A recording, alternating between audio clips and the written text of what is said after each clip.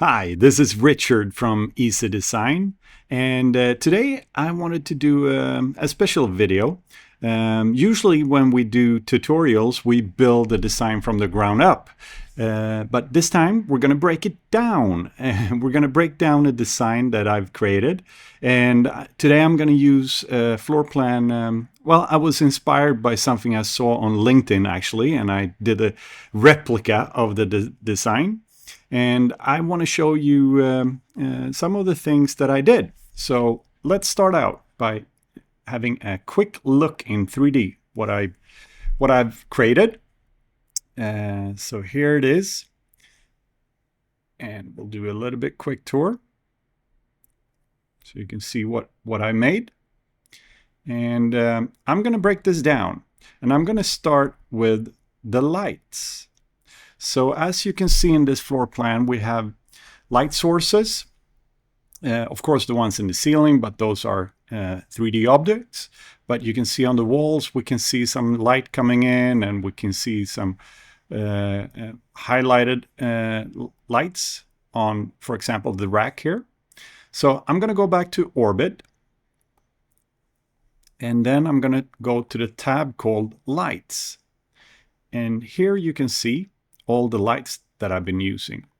Usually when you create your floor plan, Ecdesign sets out default lights at a certain distance. But what I've done here is I've adjusted and added my own lights. And so how this works is you simply drag out lights if I want to add an additional light, and you see that blue ball, you can move it around, and that will then be the direction of the light source. I'm going to press delete.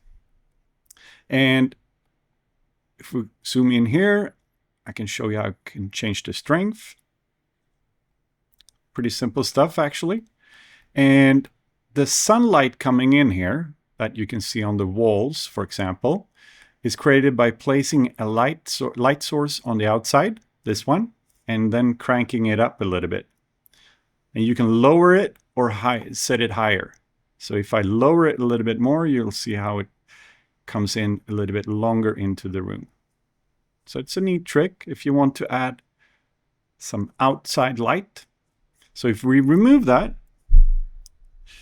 and we'll remove a couple more, you'll see how this layout becomes darker and darker. So we'll keep these and go back into 3D. Now the scene is much darker.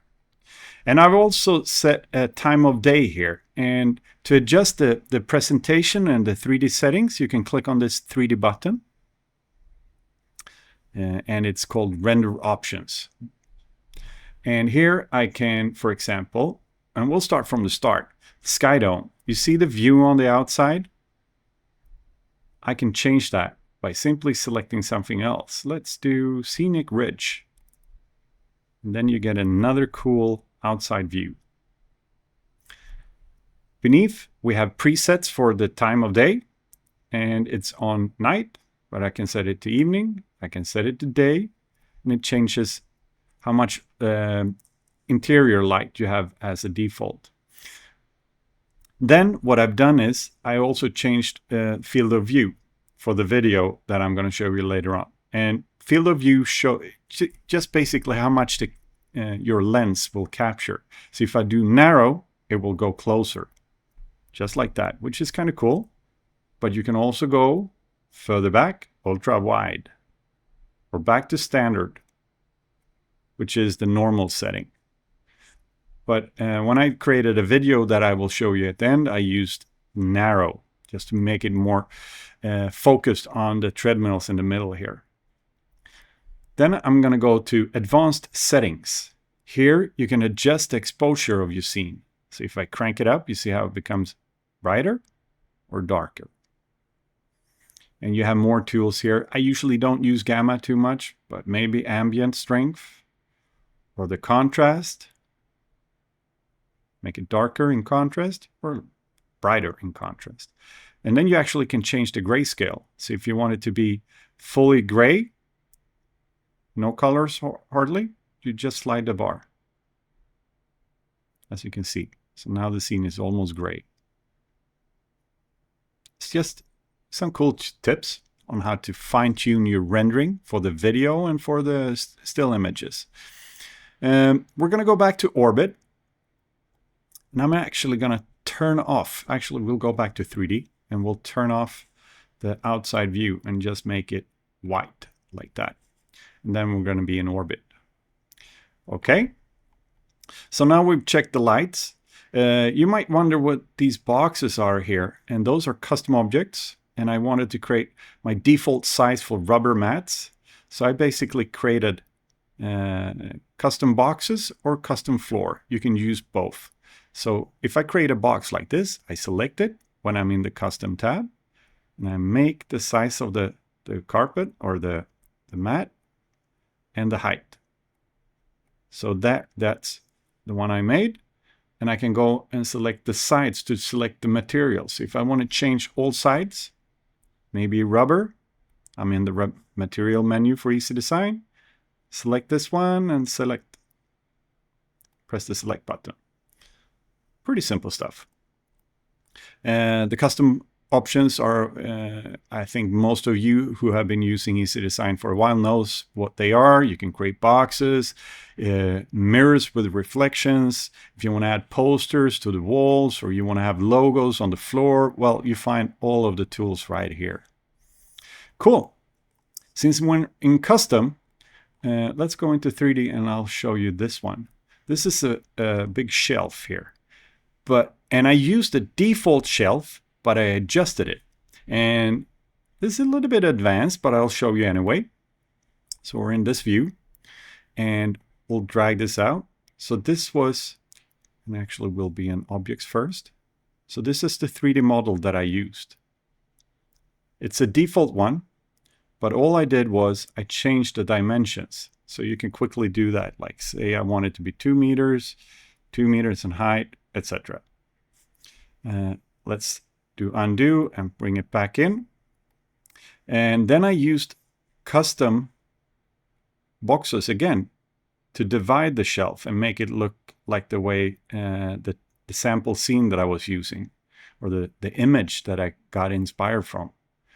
So I basically adjusted a default shelf and made it look exactly the way I wanted it to.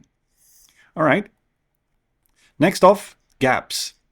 Gaps are doors, windows, and openings. And for this scene, I needed to create a special window selection here.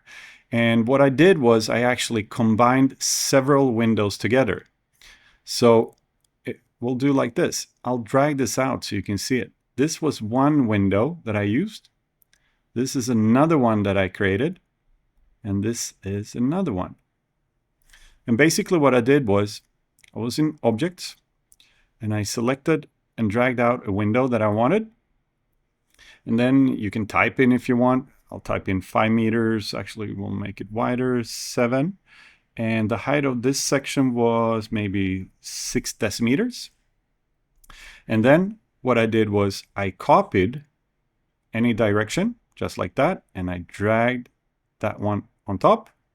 And then I changed the height for this one to 3 meters or whatever, maybe 2.5. 2.5, not 3.5, like that.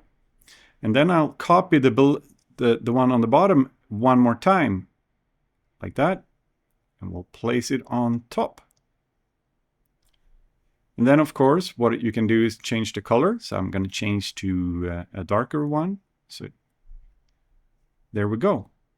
And we'll delete these. Select, delete key, and there you go.